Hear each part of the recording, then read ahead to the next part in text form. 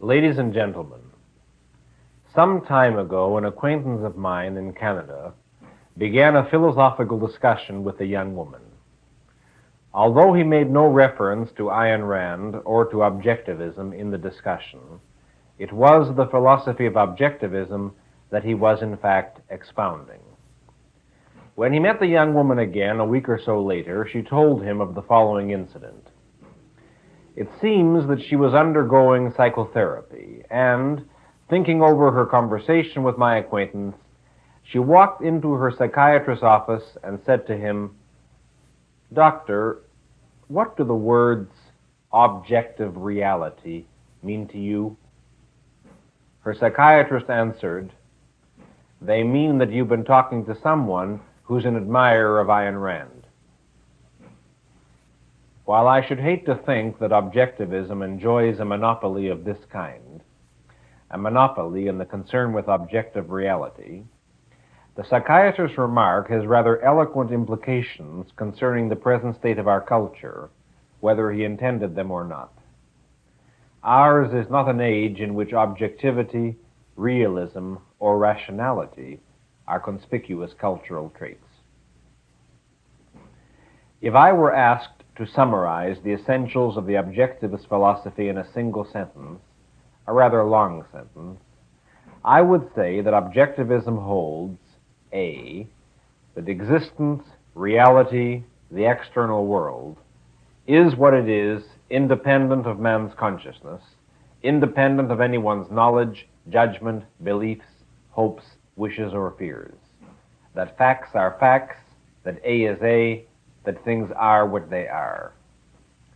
B, that reason, the faculty that perceives, identifies, and integrates the material provided by man's senses, is fully competent to know the facts of reality. C, that man's perception of the facts of reality must constitute the basis of his value judgments. That just as reason is his only guide to knowledge, so it is his only guide to action. D, that man is an end in himself, not a means to the ends of others. He must live for his own sake with the achievement of his rational self-interest as the moral purpose of his life, neither sacrificing himself to others nor sacrificing others to himself. E, that no one has the right to seek values from others by the initiation of physical force. F, that the politico-economic expression of these principles is laissez-faire capitalism. And G, that the absence of these principles from men's minds and actions is responsible for the present state of the world. If I were asked to summarize the philosophy of objectivism in a shorter sentence, I would say, man must live exclusively by the guidance of reason. But that is a very wide abstraction. What is reason? How does reason operate? What is entailed in the principle that man must live exclusively by reason? What are the practical consequences of living by reason or attempting to act against it? These are the questions this course of lectures will undertake to answer.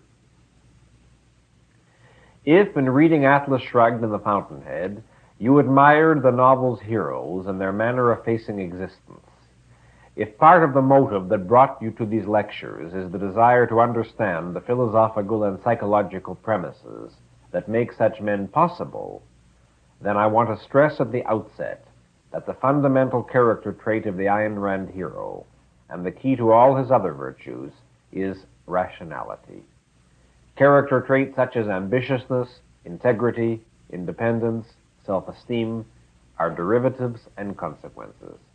Rationality is their root. To quote from Who is Ayn Rand, quote, "An unreserved commitment to reason and the acceptance of reality as an absolute are the hallmark of the Ayn Rand hero. He is the man who holds nothing above the rational judgment of his mind, neither wishes nor whims nor the unproved assertions of others. He is not the man without desires. He is the man who has no desires held in defiance of reason. He is not the man without emotions. He is the man who does not substitute his emotions for his mind. He is not the man without passion, he is the man without arbitrary whims.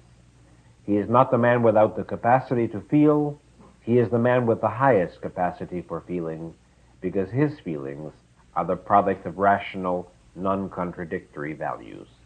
Close quote.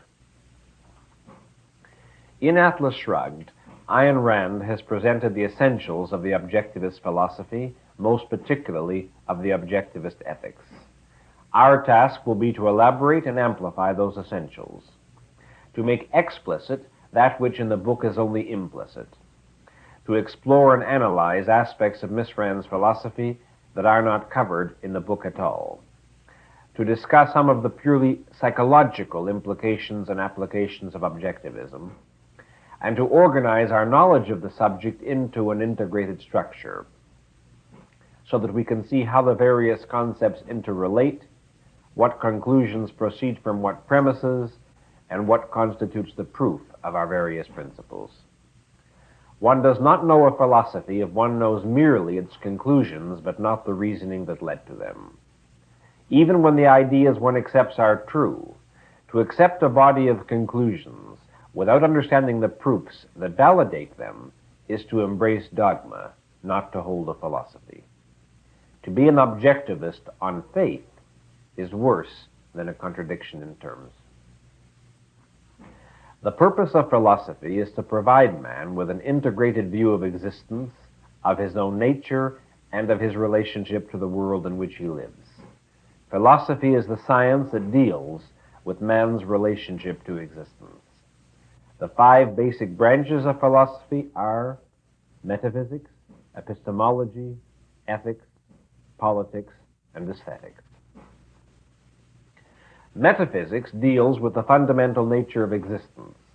It defines those basic principles which are true of everything that exists, as distinguished from special sciences which study specific particular fields, such as physics, which studies matter and energy, biology, which studies living organisms, mathematics, which studies quantity, and so forth. The principle that that which is what it is, independent of any perceiver, is a metaphysical one. The law of causality, the principle that every event has a cause, is similarly metaphysical.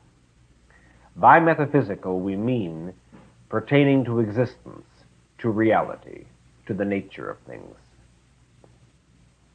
Epistemology deals with the nature and means of human knowledge.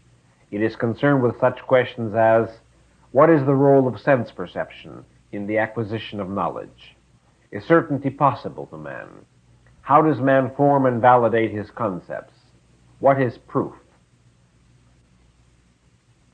That the material provided by man's senses is the ultimate source of all human knowledge, or that contradictions in one's thinking constitute proof of an error, are epistemological principles. Ethics is concerned with discovering and defining a code of values to guide man's actions and choices, the actions and choices that determine the purpose and course of man's life. Ethics asks such questions as, by what standard should man choose his values? For what purpose should man live? How should men deal with one another? Politics deals with the principles, purposes, and organization of social systems. It is concerned with such questions as, what is the proper relation of government to the individual? Is the power of government limited? Does man possess rights? What issues are properly the subject of legislation? Aesthetics deals with the nature of art. It is concerned with such questions as, what are the criteria of good and bad art? What is the role of art in man's life? One cannot define a code of ethics and answer the question, what actions are right or wrong for man, until one has answered the question, what is the nature of the universe in which man lives, and by what means does he know it? That is, without a metaphysics and an epistemology. Politics is derived from ethics. One cannot answer the question, what social system is proper for man, until one has answered the question, what actions are right or wrong for man. Aesthetics is derived from metaphysics, epistemology, and ethics. All 3 are required to answer the question, what is the nature of art and its value to man? To give a simple illustration of the dependence of ethics on metaphysics and epistemology, if the nature of the universe were such that man could obtain anything he wanted or needed merely by wishing for it, productiveness would not be regarded as a virtue as the objectivist ethics holds it to be. And if the nature of man's consciousness were such that any knowledge he required could be obtained merely by consulting his feelings, thinking would not be regarded as a virtue as the objectivist ethics holds it to be. The briefest statement of what metaphysics, epistemology, and ethics encompass, and of how they relate to one another, is contained in 3 short questions. What exists? How do you know? So what?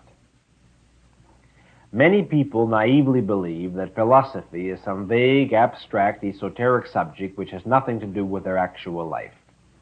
They believe that philosophy is the province exclusively of academic scholars, requiring years of special study, something on the order of higher mathematics, only less practical.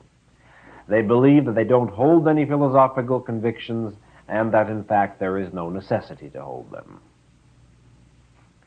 If any of you share any part of this belief, I suggest that you check your premises. Men have no choice about the fact that they do hold a philosophy of life.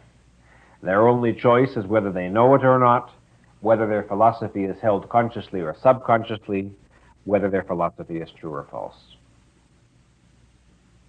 It is true that most men do not choose their philosophical convictions consciously by a logical process of thought, by gathering evidence, judging it, and drawing rational conclusions. They get their philosophical beliefs, for the most part, from the culture in which they live. That is, from the kind of ideas, values, customs, prejudices, catchphrases, or traditions which are prevalent around them and which they hear most often. They accept their ideas not by thinking but by default, by osmosis from the cultural atmosphere. They do not judge whether these ideas are true or false, right or wrong. They do not ask where these ideas come from. They do not inquire about the origin or the originators of the doctrines to which they surrender the job of directing their lives. I once met a businessman who was rather socialistically inclined, and I became engaged in an argument about free enterprise versus collectivism. The man was semi-illiterate and aggressively anti-intellectual. He declared that he had no interest in philosophy, that all theories were nonsense, and that abstract ideas had nothing to do with actual life. Then he proceeded to tell me that everything I was saying might have been true in the 19th century, but after all, we are living in the 20th century, and what was true yesterday is not true today. Everything changes, nothing stands still, there is no such thing as a fixed permanent reality, there is only constant change. He did not know that he was offering a metaphysical view of reality, first promulgated in Western civilization 2,500 years ago by a philosopher named Heraclitus, who taught it to Hegel, who taught it to John Dewey, who taught it to his students, who taught it to the writers of newspaper editorials, who taught it to the comic strips, who taught it to this gentleman.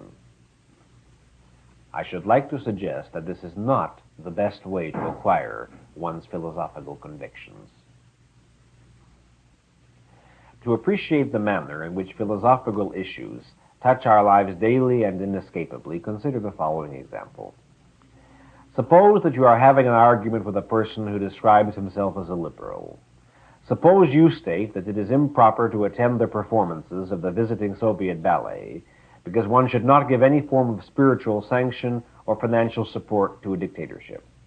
The liberal answers, "You're wrong. Art has nothing to do with politics." You say, "Art expresses values, and if it's values I'm concerned with, I do not serve them by helping to support a dictatorship." Now you are touching on an issue of aesthetics. The liberal says, "No, art transcends all other values and speaks a language common to all of humanity." You ask, "What language?" He answers, "Besides, I don't see why you call Soviet Russia a dictatorship." You say, "Because it is a country where individual rights are not recognized and men are ruled by brute force." Now you are dealing with an issue of politics. The liberal says, But everybody knows that individual rights have to be sacrificed to the welfare of society as a whole. You ask, why? He answers, man can't live just for himself. The only moral justification of his life is service to others.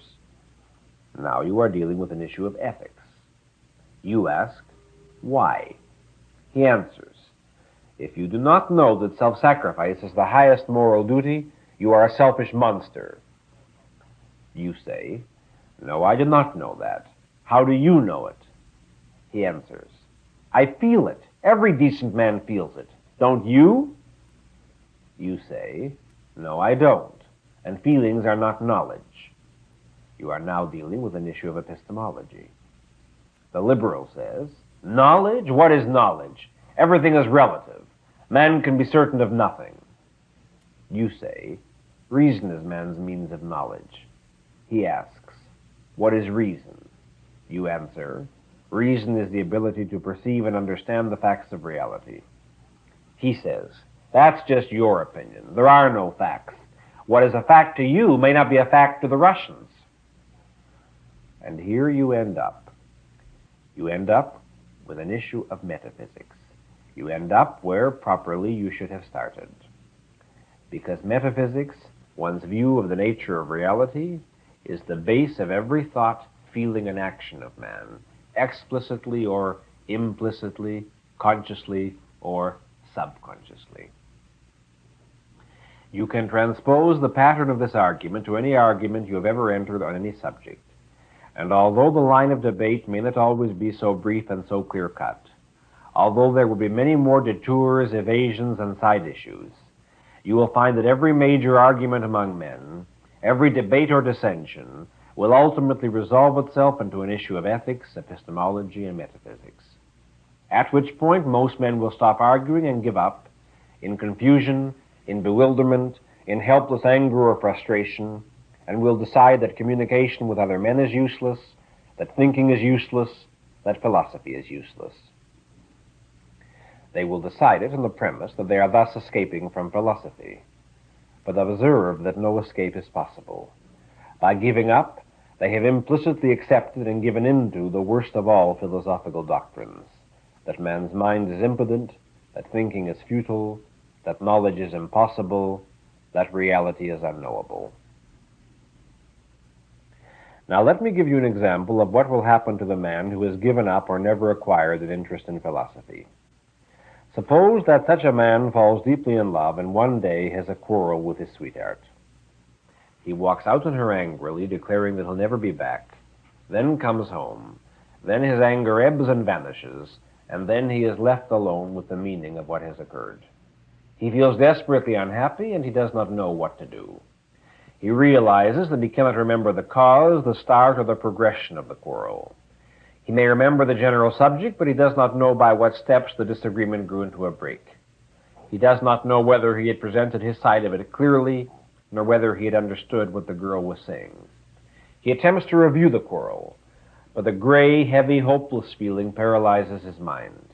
He does not attempt to identify the nature of the feeling. He knows only that it amounts to the words, "What's the use?" He does not ask himself the source of the feeling. He does not know that it comes from a philosophical premise subconsciously accepted long ago, the premise that thinking is futile and that communication with men is impossible. He has never heard the word epistemology. Nevertheless, he has formed a conviction about it, a conviction which he does not know how to correct, but which is now determining his actions. He feels that he ought to try to patch up the quarrel, that he ought to call his sweetheart, talk things over calmly, and reach an understanding. He feels a desperate desire to do so, but another feeling stops him, a dim, ugly feeling that has a tinge of something resembling shame or guilt. He does not attempt to identify the nature of the feeling. He knows only that it amounts to the words, "A man ought to have his pride." He does not ask himself what is pride and whether pride is achieved by refusing to retract or correct one's own irrational statements, and whether pride consists of giving up the happiness of one's lifetime without knowing why or if it had to be given up. All these are moral questions, and he has never been interested in morality nor in forming any conscious moral convictions. He feels a moment's violent despair at the sudden thought that he is giving up his happiness, that he will never find it with any other woman. He leaps to reach for the telephone to call his sweetheart, but then his hand drops, and he shrugs and reaches for a drink instead. He is prompted by a feeling he cannot bear to experience for long. It is a feeling that comes from all the disappointments he had ever encountered and had never tried to analyze. From the time his mother did not buy him the bicycle she had promised, to the teacher who gave him a lower grade than he deserved, to the friend who was afraid to take his side in a quarrel with older schoolmates, to the first girl he had ever kissed, who deserted him for a boy he despised, to the examination which he failed to pass, to the contest which he failed to win, to the employer who refused to give him a job he wanted. All of this summed up somehow in a sentence he had heard or read somewhere and had tried for years not to think about. Happiness is impossible to men on earth. No, he had never heard of metaphysics. No, he did not call the girl. And as to the girl, well, project the identical emotional torture raging and dying in her mind after that quarrel. Identical, but for a few changes of details, such as a girl ought to have her pride, being followed by the addition of no nice girl ever runs after a man. Such is the manner in which these two human beings parted and never saw each other again, and never found any romantic happiness for the rest of their lives. Such is the manner in which countless human tragedies occur, and such is the method of making crucial decisions which wrecks the lives of countless millions of men.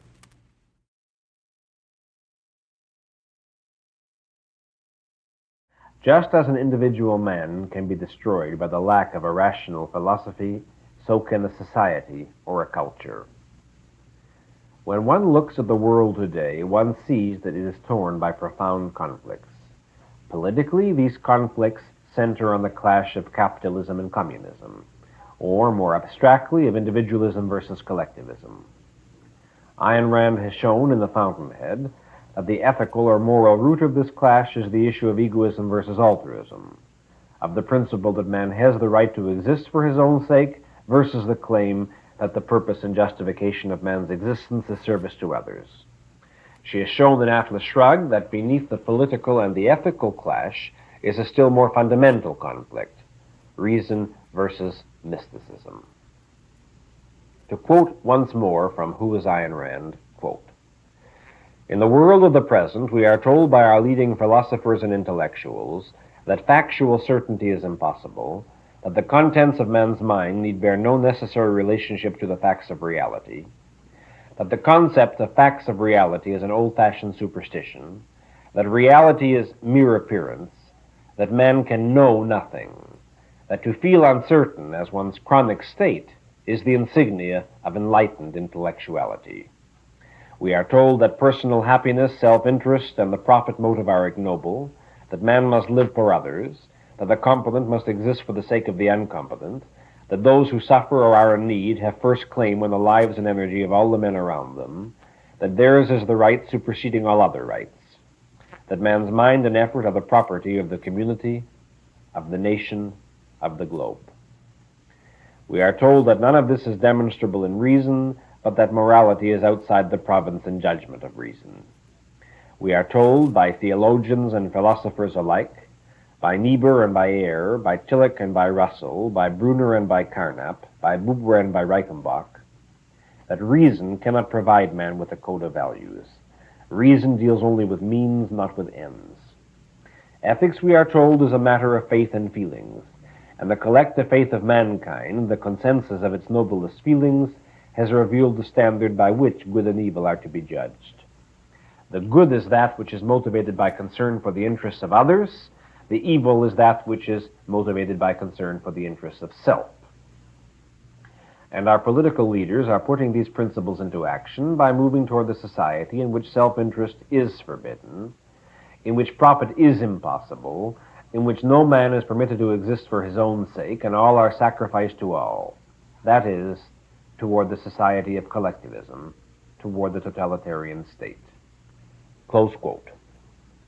It is on metaphysics and epistemology, on their views of reality and of human knowledge, that civilizations stand or fall. To understand in what way this is true, let us review briefly the role of reason in the development of Western civilization. No matter what their complexities and their superficial differences, all philosophical systems fall into one or the other of two categories. Those which hold, in metaphysics, that reality is a stable, objective absolute, and, in epistemology, that man's mind can know it, and those which hold, in metaphysics, that reality as perceived by man is an indeterminate, unknowable illusion, and, in epistemology, that man's mind is impotent. The most illustrious exponent of the first category is Aristotle, of the second, Plato. It has been said that every philosopher and every man is either an Aristotelian or a Platonist. The issue can be stated in another way: reason versus mysticism. In the entire history of Western civilization, there were only three periods when the predominant school of thought, permeating and directing the culture, was a philosophy of reason: ancient Greece, the Renaissance, the 19th century. This is not to say that reason had won a total victory in those periods. Far from it. There were disastrous errors, confusions, and contradictions in the theories of the best advocates of reason in those times. It is to say only that at those times, culture was dominated by the conviction that reality is a stable absolute, that man's mind can know it, and that reason is man's tool of knowledge. Reason, not faith, instinct, intuition, or revelation. Philosophy itself was the product of that first great period in human history, ancient Greece. Philosophy, as a science dealing with the nature of reality, as an integrated view of the whole of existence, was born in Greece in the 6th century BC, in an era when political unrest had created a comparative degree of freedom, and the primordial stranglehold of mysticism had relaxed sufficiently to allow men, for the first time, to take an unclouded, unfrightened look at the universe around them. Up to that time, any questions on the nature of the universe and of man's place in it had been the exclusive province, the monopoly, of religion, which meant that such questions were not to be asked. The various religions of the various tribes or nations provided men with collections of legends or mythologies, purporting to explain the nature and origin of the universe, in place of metaphysics, and, in place of epistemology, demanded of men's consciousness the practice of faith. Faith means acceptance without evidence or proof.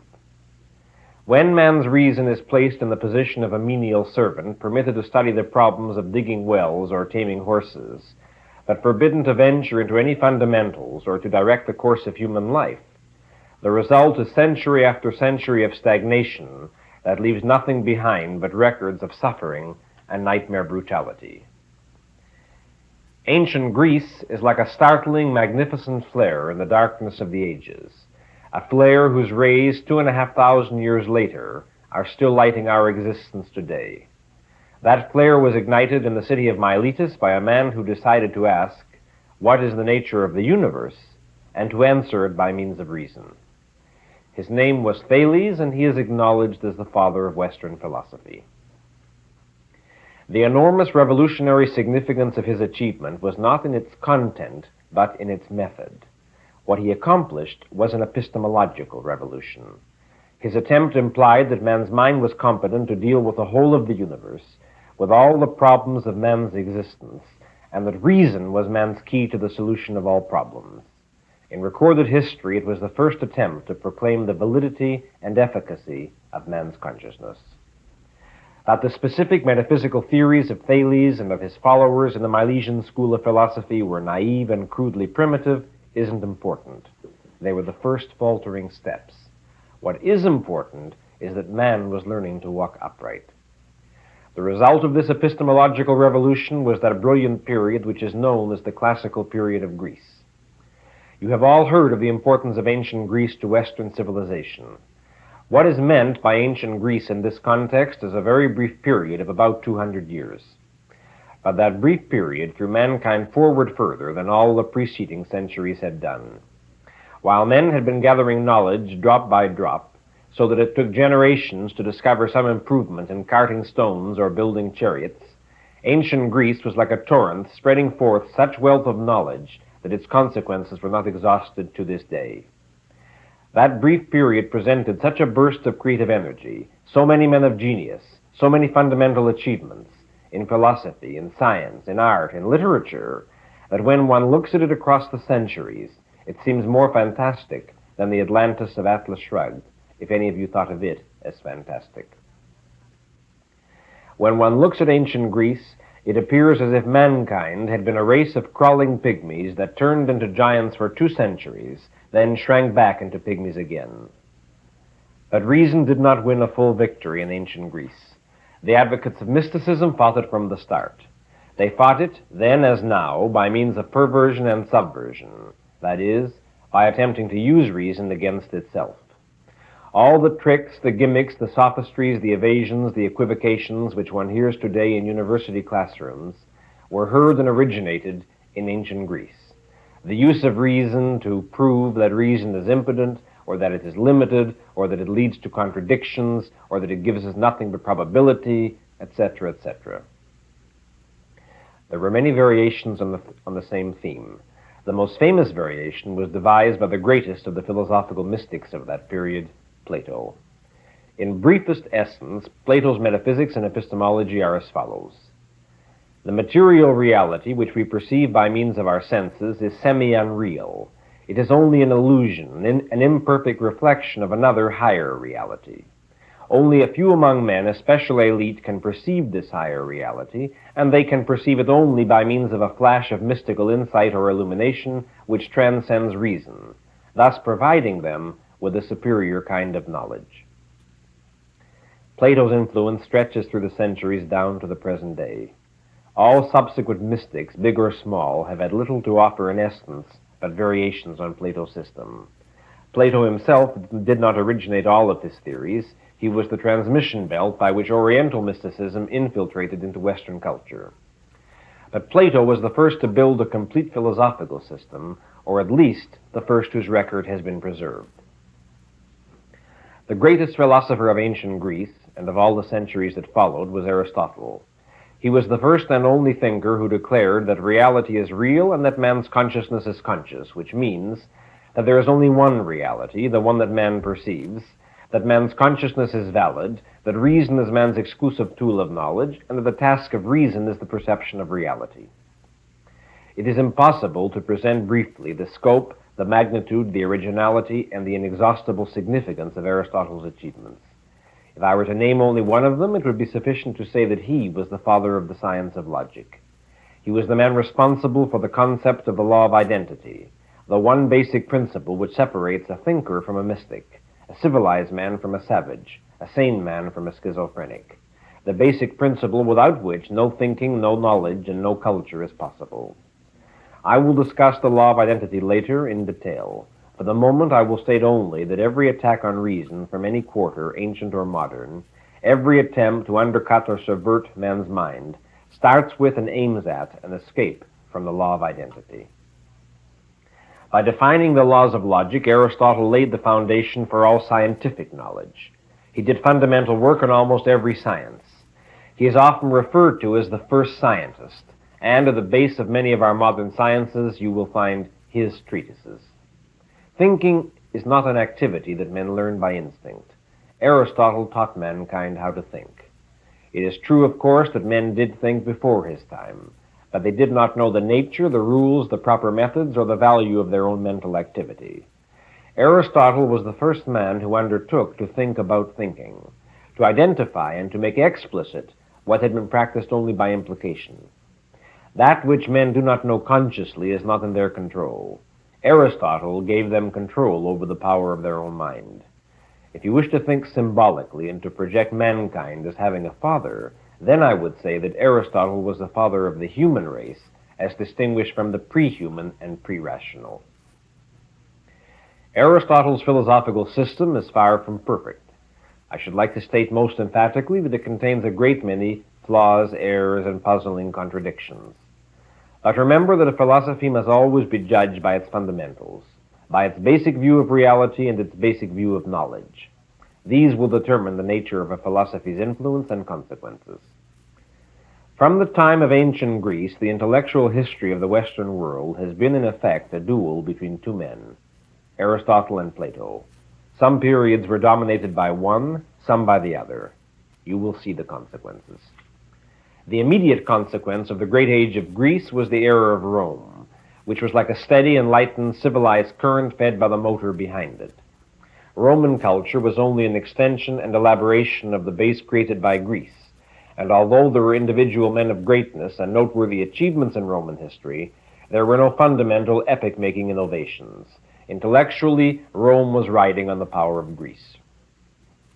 When Rome collapsed, undermined by two elements which always go together, mysticism and statism, or faith and force, the cultural picture changed. The collapse of Rome in the 5th century AD was the relapse of mankind into savagery. What followed was a period of approximately 10 centuries, eloquently known as the Dark Ages and the Middle Ages. It is not necessary to go into details about the state of human knowledge and human existence during those centuries. If you wish to get a clear sense of it, take a look at some photographs of the objects still preserved in museums, which were instruments of torture, such as the rack or the Iron Maiden. Then remind yourself that these were not the possessions of some criminal sadist, but the legal instruments legally employed by the courts of justice. And then remind yourself that those centuries were the one period in the history of Western civilization ruled fully, totally, and exclusively by mysticism. The ruling power of medieval culture was religion. It controlled every activity and every aspect of human life. Philosophy still existed, but it was regarded as the handmaiden of theology. The philosophical ideas well suited to that position, the ones that exercised the strongest influence on all the thinkers of that period, were Plato's, via the Neoplatonists, such as Plotinus, who constructed the metaphysics consisting not of two, but of four realities. During the greater part of medieval history, during a span of about 8 centuries, the works and ideas of Aristotle were almost entirely lost to Western civilization. They were unknown to the thinkers and scholars of Europe. The originals had been burned in the fire of the great library of Alexandria, and nothing but some fragments had penetrated into the 8 centuries-long night of mankind. The intellectual leader and ruling philosopher of the Dark Ages was Augustine, 4th, 5th century A.D. Augustine was a Platonist, and as such he split the universe in two and damned this earth altogether. The good, according to him, was to be found in another reality, in heaven. This earth was evil. Man was, quote, crooked and sordid, bespotted and ulcerous, close quote. The pursuit of any happiness on earth was depraved. As to reason and knowledge, well, I will quote a passage from Augustine's Confessions, which sums up his position quite clearly. After denouncing all the pleasures of the flesh, he writes as follows, quote, "To this is added another form of temptation more manifoldly dangerous. For besides the concupiscence of the flesh, which consists in the delight of all senses and pleasures, the soul has, through the same senses of the body, a certain vain and curious desire, veiled under the title of knowledge and learning, the seat whereof being in the appetite of knowledge, and sight being the sense chiefly used for attaining knowledge, it is in divine language called the lust of the eyes." Close quote. If the quest for knowledge is a lust, then no era in history was as chaste as that period. There was no sight to pollute it, or reason, or mind, or science, or progress.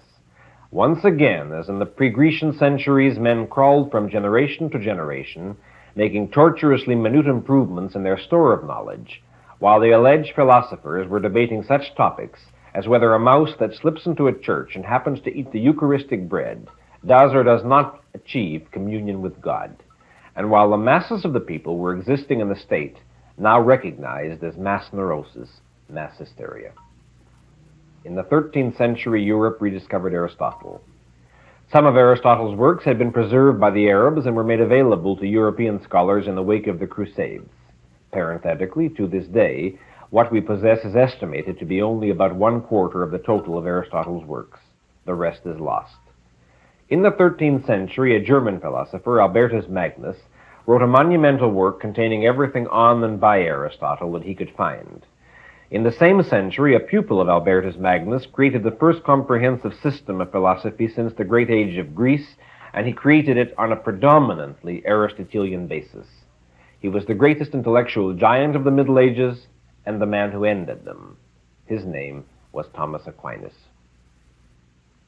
What Aquinas attempted was a synthesis of religion and philosophy. It was not, however, what he achieved. Declaring that faith and reason did not have to clash, he stated in effect that the mind is a gift of God, and therefore it is proper for man to use it to the fullest extent of human capacity. It is permissible even to attempt to prove the tenets of religion by means of reason. And, as the proper rules for the use of reason, Aquinas accepted and brought back Aristotle's epistemology. If Aquinas intended to strengthen religious faith, he achieved the opposite. Aristotle's thinking was the atom bomb that blasted the darkness of the Middle Ages and ended the reign of faith. What lay at the end of the road cleared by that explosion was the Renaissance. Historians are still arguing about the causes of the Renaissance. It is certain that in any major historical upheaval, many factors have to be involved. It is also certain that no movement in history has ever succeeded without a philosophical base, without a system of ideas to give it coherence, direction, and purpose. No individual man and no group of men can sustain any long-range action without some knowledge to guide, justify, and validate their decisions. The history of the Middle Ages is full of mass uprisings, of blind, desperate rebellions against the nightmare conditions of existence that ended in bloody defeats. One does not fight the irrational by means of the irrational. To succeed, the Renaissance had to have an intellectual base.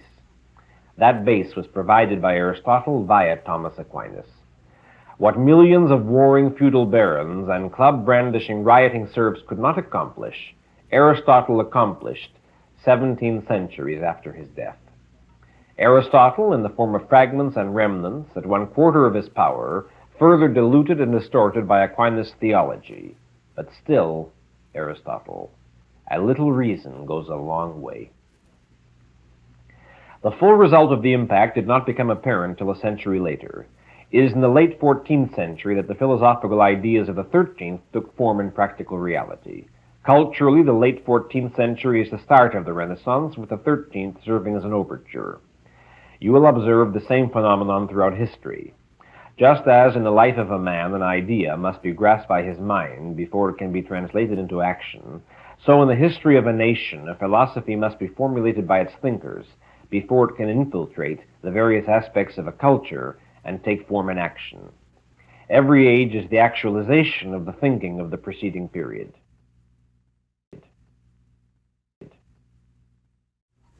The Renaissance was another miraculous era in human history. Miraculous in the sudden prodigality of human achievement, in the number and stature of men of genius in every branch of endeavor. Again, as if the human race had turned into a species of giants, again as if an irresistible torrent had broken loose, sweeping away every barrier to human growth. Politically, it broke the feudal system and gave to men a period of comparative freedom, if only by default, if only by virtue of chaos. Religiously, it broke the monopoly of the Catholic Church through the rise of the Protestant churches. Culturally, it broke the stranglehold of mysticism. What was the slogan of the Renaissance? The right to see. The right to that lust of the eyes denounced by Augustine. In philosophy, the right to study the universe and man's place in it. In science, the right to study physical nature, with the rebirth of such forbidden sciences as anatomy and astronomy. In art, the right to study this earth and to depict the full reality of the human body, of nature, of perspective, of three-dimensionality, as perceived by our senses. But while men were rediscovering, reclaiming, and remaking the earth, philosophers were rejecting it. Neoplatonism was again rising. The history of philosophy since the Renaissance is the history of a long retreat from the responsibility of reason. Philosophers were struggling to reconcile reason with many of the tenets of religion, such as the creed of self-sacrifice, which cannot be done. They were struggling to undercut the validity of man's mind and reintroduce mysticism in one form or another. But with the spectacular achievements of science growing before them, the mystics seldom dared to denounce the mind explicitly. And thereafter, the mystics' counter-revolution predominantly took the form of attacking the mind by means of the mind. of claiming to speak in the name of science, of seeking to invalidate reason in the name of reason. What made matters still worse, many of the advocates of science considered themselves anti-Aristotelian, because Aristotle, through Aquinas, had been appropriated by the Catholic Church, and much of his scientific writing was upheld as religious dogma. Aristotle was denounced by philosophers and scientists who saw themselves as champions of reason. Yet it was Aristotle who made their revolt against the authority of the Church possible, and his was the intellectual spirit that was carrying them forward. It was he who taught them to recognize that all of the universe is open to man's reason, and that there is no higher authority than man's sovereign intellect. The history of the post-Renaissance world was an intellectual civil war between two trends that clashed and intermingled and contradicted each other, most often in the works of the same individual philosopher. One trend in its basic spirit was Aristotelian. It led to the philosophers of the so-called Age of Reason, the 18th century, to the Industrial Revolution, to the creation of the United States of America. The other trend was Platonist. It led to Kant, to Hegel, to Marx, to Soviet Russia.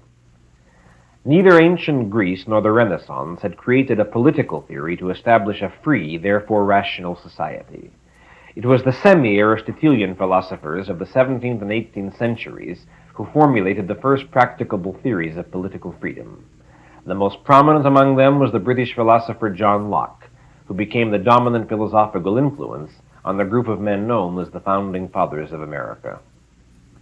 Reason and freedom are political corollaries. It is mysticism that needs force in order to control a culture. Since mysticism consists of arbitrary doctrines which supersede reality and are to be accepted without proof, mystics have no way to ram such doctrines down the throat of a whole society except through the use of physical force, which means through political enslavement. The philosophical battle of the post-Renaissance world was reflected in a corresponding political battle. At first, the main refuge of mysticism was in theology. The philosophical doctrines of some of the Protestant churches, such as Calvinism, expounded a view of man that would have made Augustine appear as a cheerful, benevolent lover of reason. The union of faith and force led to centuries of religious wars, with such carnage that at one time a third of Europe's population was slaughtered.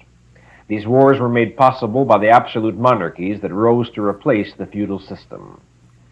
But the full climax of the Renaissance came with the triumph of the Aristotelian trend that swept away the monarchies, the religious wars, and mankind's primordial state of semi-starved subsistence, the Industrial Revolution. If you have read Atlas Shrugged, you understand the meaning of the Industrial Revolution. That was as near as mankind had ever come to a full reign of reason on earth. That was the act of man's liberated mind taking control of man's material existence. Look at the results. New York City is a monument to the non-impotence of the human mind. You all know that the United States of America is a phenomenon unprecedented in the whole of human history. In the brief period of 150 years, the United States created a level of freedom, of progress, of achievement, of wealth, of physical comfort, a standard of living unmatched and unequaled by the total sum of mankind's development up to that time. If life on earth is the standard, it is not necessary to evaluate for you the Industrial Revolution. I have only to open the window and say, look. The triumph of the Industrial Revolution was the third great era of human history, the 19th century. That was the century of greatest freedom ever known on earth, the century of capitalism, or as near to capitalism as men have yet come. That was the century that ended the periodic famines which used to sweep Europe every 20 years, killing off the surplus population that pre-capitalist economies could not feed. That was the century that gave mankind the longest period of peace it has ever known, a period without a world war, between the end of the Napoleonic Wars and World War I, approximately from 1815 to 1914. That was the century that abolished slavery and serfdom in the whole of the civilized world. That was the century which you now hear denounced by the neo-savages of our day, who sneer at it as the barbarians of 1,500 years ago sneered at the marble remnants of Rome under their bare feet. Where did the new barbarian invasion come from? From the cloisters and the ivory towers of mild, abstract, academic, theoretical philosophers. While reason had taken control of man's material existence, mysticism was taking control of his spiritual or intellectual life. The tragic paradox of the 19th century was that it was Aristotelian in its action and Platonist in its thinking. The Platonist anti-rationalist trend kept growing and spreading, while such semi-Aristotelians as did exist were second and third raters, whose systems were so full of compromises, contradictions, and betrayals of reason that any con man of the intellect could and did blast them apart. The major figure of the Platonist counter-revolution was an 18th century German philosopher, Immanuel Kant. Kant's metaphysics has two realities. He calls them the phenomenal and the noumenal world. But while Plato merely considered reason inadequate to a full perception of reality, Kant disqualifies it altogether. Beneath all the complexities of Kant's system, his central epistemological conclusion, the one that influenced most of the philosophers who followed him, is that man's reason cannot know reality as it really is, cannot know things in themselves. Kant's epistemology declares in effect that man's mind is not a tool for perceiving, but for faking reality. That is, Kant asserts that the knowledge which we gain through our mind is produced not by the evidence of reality, but by the mind's own structure, which distorts that evidence, so that we can never have any objectively valid perception of reality. True reality is unknowable. We can never know what things are in themselves, because the nature of our consciousness stands in the way. To perceive, declares Kant, is to distort. Needless to say, Kant presented himself as a champion of pure reason, but observe in what manner he was conceding the basic claim of mysticism, that man's reason is impotent to know the real world, and that the world knowable to reason is not real. All the leading philosophical schools of today, such as the pragmatist, the positivist, the existentialist, are graduates of Kant's epistemology.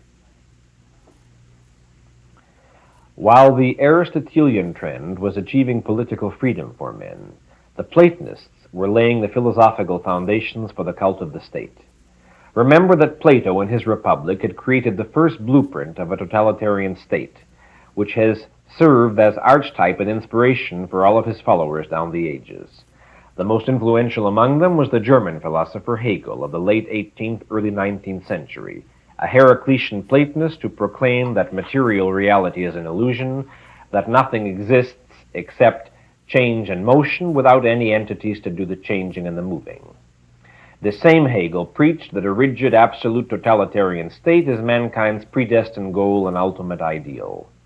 The worship of the state and the pleas for the enslavement of men came in the 19th century, not from the so-called underprivileged masses, nor from the captains of industry, nor from the remnants of feudal aristocracy, but from the philosophers and from such politico-philosophical riffraff as Karl Marx, Auguste Comte, and sundry apostles of socialism.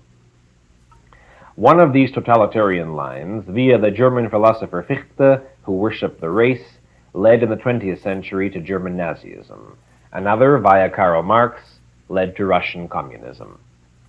Ideas take time to penetrate a culture.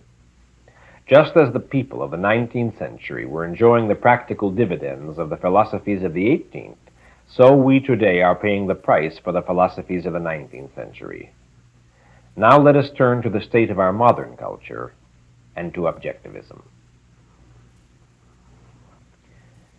If you wish to diagnose the state of the culture in which you live, and to get some idea of what you may expect of the future, take a look at the barometer which, throughout history, has foretold whether progress or horror lay ahead. The status of reason in the dominant philosophies of the time. Today, all the current schools of thought are Platonist Kantian. There are no influential representatives of Aristotelianism. Aristotle is almost as lost to our culture as if his works had vanished in another book burning. He has been surrendered to theology and appropriated by the Neo-Thomists, the modern followers of Thomas Aquinas. In their doctrines, there is little left of Aquinas and less of Aristotle. While the father of reason has been kidnapped and is held prisoner by religion, the alleged representatives of science are declaring the following. Quote, one of the most brilliant writers in intellectual history, Carl Becker, claims that the most important event in this field in modern times was a shift in the place of logic in science. The marriage of fact and reason, as Becker puts it, proved to be somewhat irksome in the 19th century and was altogether dissolved in the 20th century. The modern 20th century physicist lives in an atmosphere which is so saturated with the actual that we can easily do with the minimum of the theoretical. We have long since learned not to bother much with reason and logic." Close quote. This is from a book entitled Modern Science and Its Philosophy by Philip Frank, a prominent physicist-philosopher. Here is another voice, quote, "While fully developed mysticism seems to me mistaken, I yet believe that, by sufficient restraint, there is an element of wisdom to be learned from the mystical way of feeling. Even the cautious and patient investigation of truth by science, which seems the very antithesis of the mystic's swift certainty, may be fostered and nourished by that very spirit of reverence in which mysticism lives and moves." Close quote. This is Bertrand Russell, philosopher and mathematician, in an essay entitled Mysticism and Logic. In the 2nd century AD, a philosopher named Tertullian stated his views as follows, quote, "And the Son of God died. It is by all means to be believed, because it is absurd. And he was buried and rose again. The fact is certain, because it is impossible." Close quote. Now you might think that this is the mental attitude of the Dark Ages, safely and distantly behind us. But now listen to this, quote, "Faith is faith, vital and indescribable. He who has it knows what it is, and perhaps also he who is without it has some inkling of what it is in its absence from a heart that feels itself dry and shriveled. Faith can no more be described to a thoroughly rational mind than the idea of colors can be conveyed to a blind man. Thus, vital and indescribable, faith partakes of the mystery of life itself. The opposition between faith and reason is that between the vital and the rational." Close quote. No, this is not the 2nd century. This is William Barrett, professor of philosophy at New York University, in a book proudly entitled Irrational Man, published in 1958. Another quotation from the same book, quote, "Irrationalism holds that feeling or will or instinct are more valuable and indeed more truthful than reason, as in fact they are." Close quote. Here is another modern voice, quote, "Thinking only begins at the point where we have come to know that reason, glorified for centuries, is the most obstinate adversary of thinking." Close quote. This was said by Martin Heidegger, one of the pillars of existentialism, a philosophy which is the latest fashion among many of today's intellectuals. The International Encyclopedia of Unified Science, published by the University of Chicago Press, contains the following reference to Otto Neurath, one of the founders of another fashionable philosophy, logical positivism, quote, "Neurath even recommended, half-jokingly, that an index of prohibited words should be set up. In a monograph on the foundations of the social sciences, he avoided, as he explicitly states, words like entity, essence, mind, matter, reality, thing." Close quote. Will Durant, whose book The Story of Philosophy was a national bestseller, offered the following intellectual guidance to the general public. After discussing Aristotle's achievements as a logician, Durant wrote, quote, "But no man ever lived who could lift logic to a lofty strain. A guide to correct reasoning is as elevating as a manual of etiquette. We may use it, but it hardly spurs us to nobility. Not even the bravest philosopher would sing to a book of logic underneath the bough.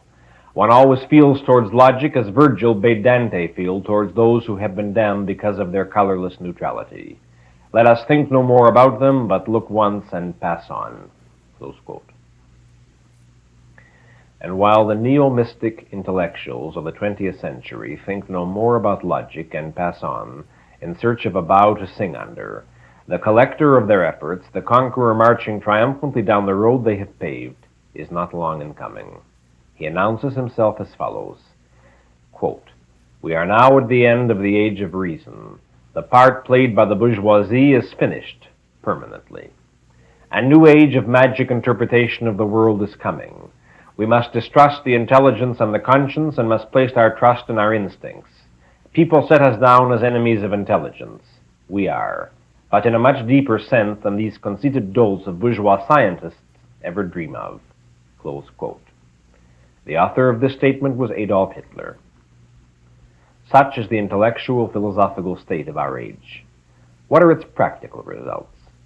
That atmosphere of panic and lethargy which permeates our entire culture, an atmosphere of tension and stagnation, of open cynicism and secret terror, a world where men live under the threat of split-second annihilation with an H-bomb suspended over their heads, where 1 out of every 12 persons in this country spends some part of his life in a mental institution, where teenage savages are running amok, murdering their parents or one another for kicks, while their elders gape at a group of dazed bums who utter unintelligible sounds about the glory of communion with another dimension and with narcotics, for which sounds they are acclaimed as a vital new school in literature, particularly for announcing that life on earth is a sewer.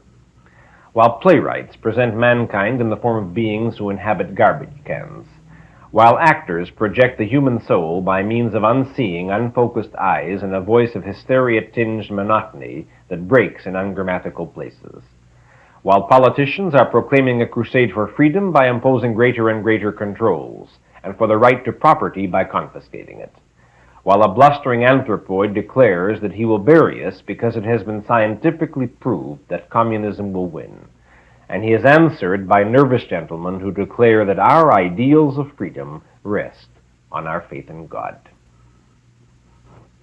Ladies and gentlemen, this culture is bankrupt. Mysticism and its product, the creed of self-sacrifice, have brought the civilized world to the blind alley of a moral vacuum, where they have nothing further to offer you but nuclear disintegration from a bomb placed into the hands of a homicidal dipsomaniac who acts on his feelings or will or instinct by scientists who had indeed learned not to bother much with reason and logic. But there is no historical determinism, no fate which dooms mankind to perish. The trend of the present can be stopped. The disaster created by ideas can be fought, but only by means of ideas. It is philosophy that brought men to their present state. It is philosophy that will take them out. No, it is not too late. It is never too late, so long as men live and are willing to think. If you wish to fight for a world where human life will once more be possible, you must now understand why that battle has to be fought in the field of philosophy and why it has to begin by understanding and upholding the supremacy of reason. Perhaps it is now clear to you why, when one fights for reason, one is fighting, to quote John Galt, for any achievement, any value, any grandeur, any goodness, any joy that has ever existed on this earth. Close quote.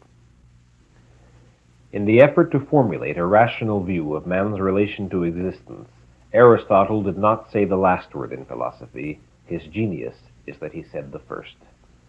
Not only were there flaws and contradictions in his metaphysics, such as his doctrine of teleology, there was one crucial weakness in his system, an omission which was the factor most responsible for his defeats in history, the lack of a fully defined code of ethics or morality. Aristotle's ethics is a vague, generalized, unproved, therefore non-objective set of observations, which at best gives men some decent common-sense rules of behavior. In the field of morality, this is not enough. The tragedy of Western civilization is that while men rejected the theology of mysticism, they did not reject its ethics. They still clung to the creed of sacrifice. What changed was merely the name of the beneficiary. Not God, but society was to be the collector and recipients of men's sacrifices. Morality directs men's actions.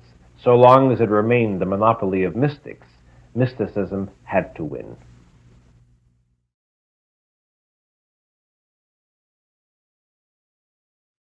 In Atlas Shrugged, you have seen the reasons, the causes, and the manner in which the morality of mysticism wins and destroys the achievements of rational men.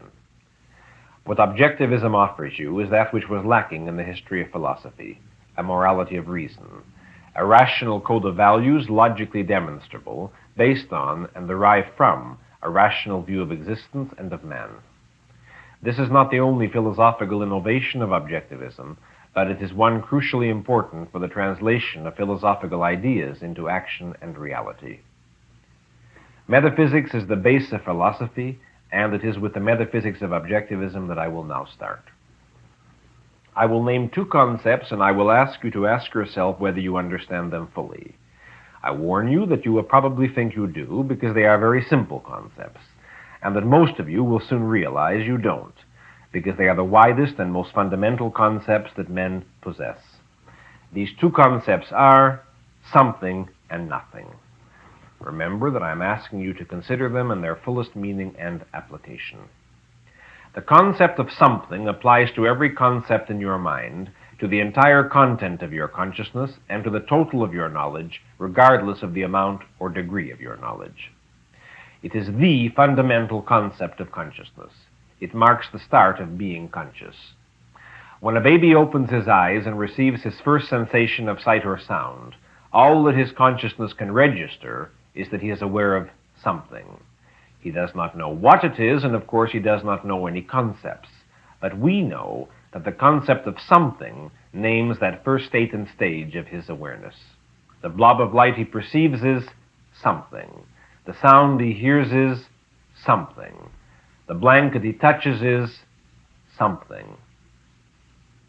To be conscious is to be conscious of something. After this first step of awareness, all the rest of the knowledge he may ever acquire will be a process of discovering more and more about what that something is. But that it is implicit in his first act of awareness. A blob of light is a blob of light. A sound is a sound.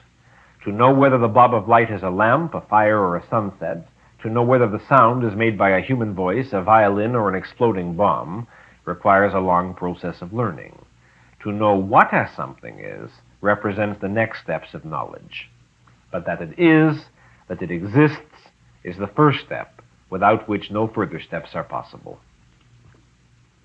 Implicit in the baby's first awareness is the most crucial concept of philosophy, the concept of existence. It is with the awareness of existence that knowledge and consciousness begin. If the blob of light does not exist, it is nothing. Consider the meaning of nothing. You are accustomed to the use of the concept of nothing to indicate the absence of specific things. For instance, you can say, I have nothing in my pocket, meaning that you have no physical objects in your pocket, or the amount of my fortune is zero, meaning that you have no money. But the metaphysical meaning of nothing is non-existence, the literal void, the blank, the zero. Non-existence does not exist. Nothing is a concept pertaining exclusively to a relation. It has meaning only in relation to something and denotes its absence. Nothing by itself is nothing. If you grasp firmly the meaning and the difference of these two concepts, something and nothing, you have grasped the two broadest fundamentals of philosophy, existence and non-existence. To be nothing means not to exist. To exist means to be something. To be something means to be something specific, as distinguished from the blank of nothing. To be something specific means to be a thing of a certain kind, of a certain nature, of a certain identity. The identity of a thing is that which it is. The law of identity states that which is what it is. A thing is itself, A is A. Not to possess an identity, not to possess a nature, not to be anything in particular means not to be anything, which means not to exist. To be is to be something. The law of identity is an axiom. It is the abstract statement of a self-evident truth. It is given directly in immediate awareness or immediate perception.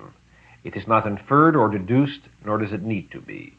It is known immediately. It is implicit in man's first sensory perceptions and in all the knowledge man can ever gain. To perceive that a chair and a table exist is to know that the chair is the chair and the table is the table. To learn that an electron exists is to know that the electron is itself. The concept of existence and the concept of identity, therefore, cannot be divorced. To be aware of one is to be aware of the other. They can only enter the mind together. They are indivisible in reality and in consciousness. To know anything is to know that that which is what it is. When a scientist asks, what is it, he is asking, what is its identity? When he asks, why did this event occur, or how can this event be made to occur, he is asking, what is the identity of the factors that cause this event's occurrence? To quote from Galt's speech, existence is identity, consciousness is identification. Whenever you hear the concepts of existence, consciousness, or identity being challenged, remember that these concepts are necessarily and inescapably contained and implied in any statement, in any utterance, in any knowledge any man may claim to possess. They are the irreducible base of all human thinking. Any attempt to deny them necessarily entails their acceptance and use. This leads us to the statement in Galt's speech that constitutes the base or starting point of the philosophy of objectivism. Quote, existence exists, and the act of grasping that statement implies two corollary axioms, that something exists which one perceives, and that one exists possessing consciousness, consciousness being the faculty of perceiving that which exists. If nothing exists, there can be no consciousness. A consciousness with nothing to be conscious of is a contradiction in terms. A consciousness conscious of nothing but itself is a contradiction in terms. Before it could identify itself as consciousness, it had to be conscious of something. If that which you claim to perceive does not exist, what you possess is not consciousness. Whatever the degree of your knowledge, these two, existence and consciousness, are axioms you cannot escape. These two are the irreducible primaries implied in any action you undertake, in any part of your knowledge, and in its sum, from the first ray of light you perceive at the start of your life to the widest erudition you might acquire at its end. Whether you know the shape of a pebble or the structure of a solar system, the axioms remain the same, that it exists and that you know it. Close quote. A classical philosophical question is, how do you know that the external world exists? The meaning of that question is, how do you know that anything exists except consciousness? To which objectivism's answer is, again quoting Galt, quote, if nothing exists, there can be no consciousness. A consciousness with nothing to be conscious of is a contradiction in terms. A consciousness conscious of nothing but itself is a contradiction in terms. Before it could identify itself as consciousness, it had to be conscious of something. If that which you claim to perceive does not exist, what you possess is not consciousness. Close quote. And thus the question, how do you know that the external world exists, translates to the self-contradictory absurdity of the question, how do you know that you are conscious? To deny the existence of an external world is to deny the existence of consciousness. But then who is doing the denying, and by means of what faculty? Or again, mystics and neo-mystics commonly declare, even if an external world does exist, man can never perceive it as it really is. I will discuss this issue in some detail in Lecture 3. For the moment, let me point out that when philosophers declare that man cannot perceive existence as it really is, they are declaring that man cannot perceive existence. Existence as it really is a redundancy. There is no such thing as existence as it really isn't. Man can perceive existence or he cannot. No third alternative is possible. But to declare that man cannot perceive existence is again to declare that man is not conscious, since there is nothing else to perceive except existence. To claim to have arrived by a complex chain of analysis at the conclusion that one is not conscious is scarcely rationally or epistemologically admissible. Remember that how we learn the identities of specific things and what we can regard as knowledge is a different question. It is a question to which we shall devote considerable attention. But that existence exists and that consciousness is conscious are axioms that cannot be escaped. Any attempt to do so collapses in absurd self-contradictions. Now, the metaphysical view I am presenting is one that holds reality to be objective. Reality is that which exists. The objective view holds that that which exists is what it is, that it exists independent of any consciousness, of anyone's knowledge, judgment, beliefs, hopes, wishes, or fears, and that the function of consciousness is to perceive reality. Thus, reality is the object of consciousness, the object which consciousness perceives and must learn to perceive correctly. Objective means independent of consciousness. To say that a thing exists objectively is to say that its existence does not depend on being perceived or known by a consciousness. The principle that reality is objective is a corollary of the law of identity. Things are what they are. Neither their existence nor their identity is determined by whether or not they are known, recognized, or believed. A is A. Now, what alternative view of reality is possible? Well, there are a good many philosophers who hold, implicitly rather than explicitly, a view that amounts to subjectivism. They maintain in one form or another that the existence and nature of reality depends on the consciousness that perceives it, which means that reality possesses no independent existence and identity, that its identity is in some manner determined by the perceiver, that that which exists is nothing specific, which means that the function of consciousness is not to perceive but to create reality. Thus, reality is not the object but the subject of consciousness. Subjective means dependent on consciousness. Subjectivism is a metaphysical view that scarcely any philosophers are willing to endorse as such. They prefer to repudiate the objective view without committing themselves to the only possible alternative, and without acknowledging that subjectivism is the only possible alternative. Those of you who are acquainted with contemporary philosophical movements will appreciate how prevalent this trend is. For a brief introduction to the subject, I refer you to the title essay of Ayn Rand's For the New Intellectual.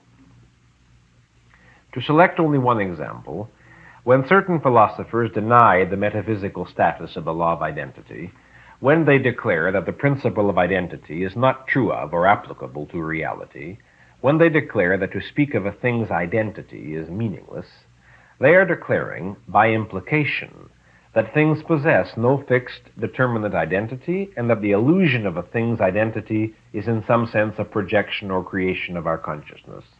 This means that reality, the only reality we can know, is not the object but the subject of our consciousness.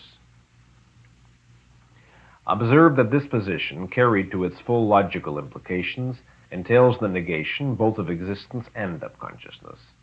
To be is to be something. To be something is to be something specific. Not to be something specific, not to be anything in particular, not to possess an identity, is not to be. The denial of identity is thus the denial of existence. But, as we have seen, the denial of existence entails the denial of consciousness. There is nothing for consciousness to be conscious of, which means there is no consciousness.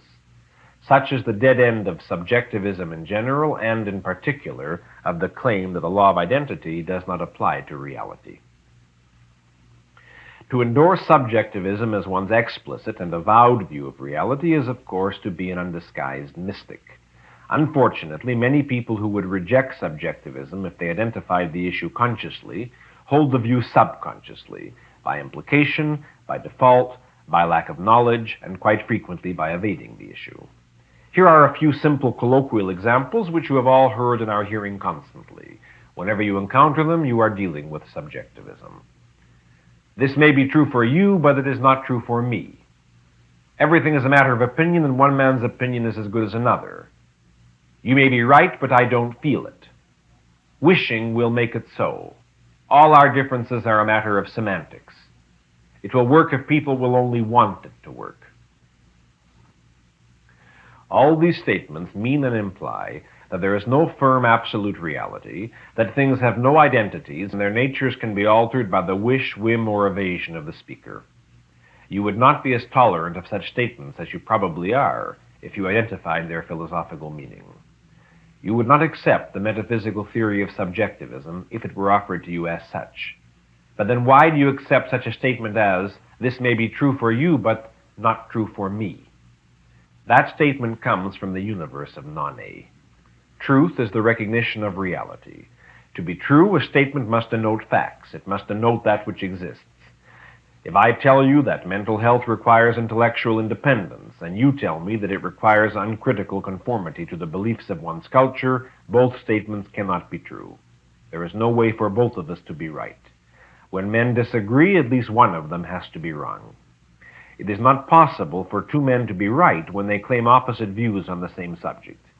If reality is real, if existence exists, if things are what they are, then with regard to any specific issue, only one position is true. But if reality is not real, if existence does not exist, if things are not what they are, if one is a subjectivist, why then anything goes, then everybody's truth is true and nobody's, because there is no such thing as truth. And, as Ellsworth Toohey would put it, one plays it deuces wild. But, remember, A is A. A scientist cannot make a false theory true by closing his eyes to the data that contradict it. An inventor cannot make a perpetual motion machine possible simply because he wants it to be possible. A man cannot heal a broken arm by choosing to regard the break as only an illusion. A child cannot love a mother he hates merely by insisting that he loves her. A neurotic cannot experience self-esteem by refusing to acknowledge his self-loathing. But those who make such attempts are the conscious or unconscious practitioners of the metaphysics of subjectivism. And this gives us a clue to the psychological appeal of subjectivism. Philosophically, the concept is absurd and cannot be maintained literally or consistently by anyone. The subjectivist universe, a universe without identity, where A is non-A, can neither exist nor be conceived. It exists in the minds of most irrationalists, not as a literal metaphysical conviction, but as a vague, implicit, secret, undefined escape clause.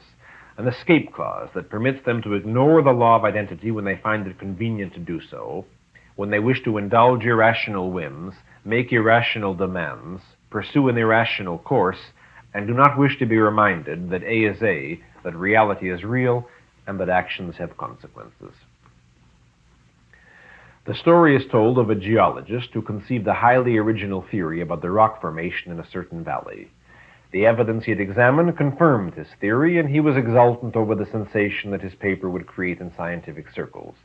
He walked up a hill to enjoy his valley, when suddenly his eye fell upon a large boulder, a type of rock which should not have been there if his theory were true. Thereupon, he put his shoulder to the rock and pushed it down the other side of the hill and proceeded about his business. If he didn't see the rock and nobody else saw it didn't exist. That is what the metaphysics of subjectivism comes to in practice. That is all it can or does mean. Another example. A scientist, a name you will all recognize, wrote as follows in regard to scientific research projects, quote, "In order to get a particular result, one must want to get exactly that result. If you want to get that particular result, you will get it." Close quote. The author of this statement is Professor T.D. Lysenko, the famous Soviet biologist. A brother in spirit of Professor Lysenko, also discussing science, wrote as follows, quote, "There is no such thing as truth. Science is a social phenomenon, and like every other social phenomenon, is limited by the benefit or injury it confers on the community." The gentleman who said this was Adolf Hitler. It is logical that subjectivism does and has to lead on the social level to dictatorship. An objective reality leaves no room and no chance for anyone's whims. It serves as an objective arbiter in any dispute among men, an arbiter to whom men can refer, an arbiter impervious to the influence of anyone's wishes or feelings. It is only on the basis of an objective reality that persuasion, communication, and cooperation among men are possible. But if men believe that there is no reality, that there is no truth, that things are whatever any whim decides they are, then the first question to arise will be, whose whim? It is at this point that the man with the club becomes the master and might becomes right. There is no other kind of right. In the language of modern philosophers, a man who does not accept the existence of an objective reality, absolute, determinate, and independent of consciousness, is called a subjective idealist, a pragmatist, or a positivist. In the language of the psychopathologist, such a man is called a schizophrenic. A schizophrenic holds his delusions and hallucinations as real, and evidence from reality to the contrary as unreal. But existence exists, and man achieves power over reality not by blindness but by sight, not by wishes but by thought and action. In defining your philosophical convictions, this is the first alternative you have to face, the first question you have to answer. Do you recognize the fact that existence exists, that reality is an objective absolute, and that your mind can know it? Or do you believe that existence, reality, consciousness, mind are subjective illusions without identity in the non-brain of a non-man? This is the basic issue of metaphysics. All subsequent questions depend on one's answer to this question. Now you know why our philosophy is called Objectivism. Tonight we have established the axioms of existence, identity, and consciousness as the base of the objectivist philosophy. We have said that reason, as opposed to mysticism, faith, or revelation, is man's exclusive tool of knowledge. How does the faculty of reason function? What is the role of the subconscious? What is the nature and source of emotions, and what is their relation to man's reason? These are the questions we will discuss next week.